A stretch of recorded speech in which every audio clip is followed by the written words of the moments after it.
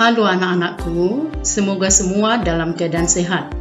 Kita bertemu kembali dengan saya, Ibu Karnance Sitorus, sebagai guru pengajar IPA Fisika. Minggu yang lalu kita telah mempelajari pengertian gaya dan hukum-hukum Newton. Sekarang kita akan lanjutkan kembali dengan pengertian usaha.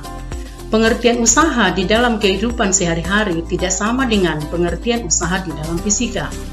Pengertian usaha di dalam fisika adalah merupakan hasil kali gaya dengan jarak perpindahan.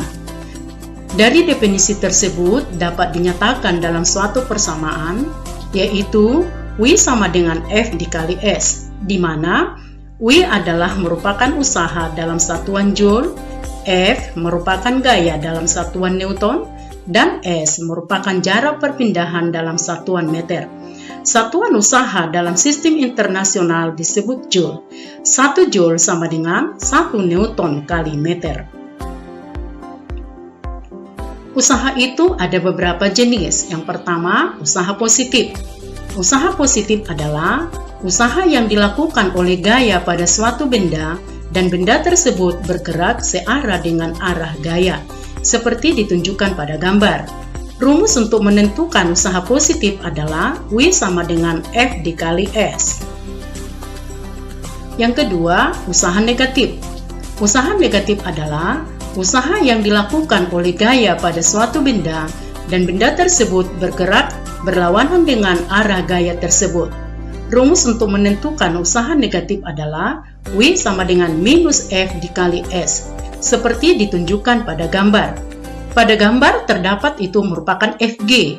FG di situ adalah merupakan gaya gesekan.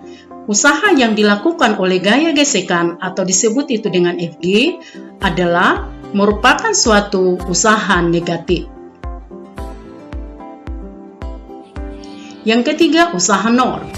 Usaha nol adalah usaha yang terjadi apabila arah gaya tegak lurus dengan arah perpindahan. Yang keempat, usaha oleh beberapa gaya.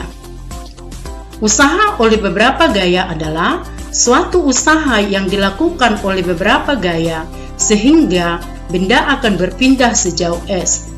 Usaha oleh beberapa gaya sama dengan jumlah usaha oleh tiap-tiap gaya. Seperti ditunjukkan pada gambar, pada sebuah benda bekerja dua buah gaya yaitu F1 dan F2 yang mana arahnya searah sehingga mengakibatkan benda berpindah sejauh S.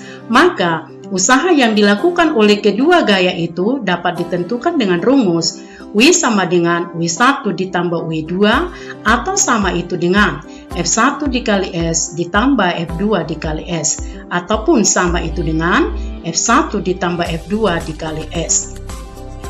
Dari uraian materi yang di atas dapat kita simpulkan bahwa suatu gaya melakukan usaha terhadap suatu benda apabila benda itu berpindah tempat.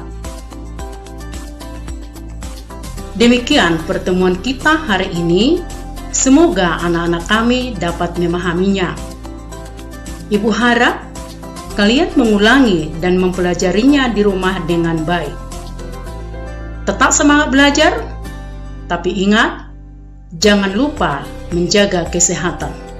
Sekian dan terima kasih.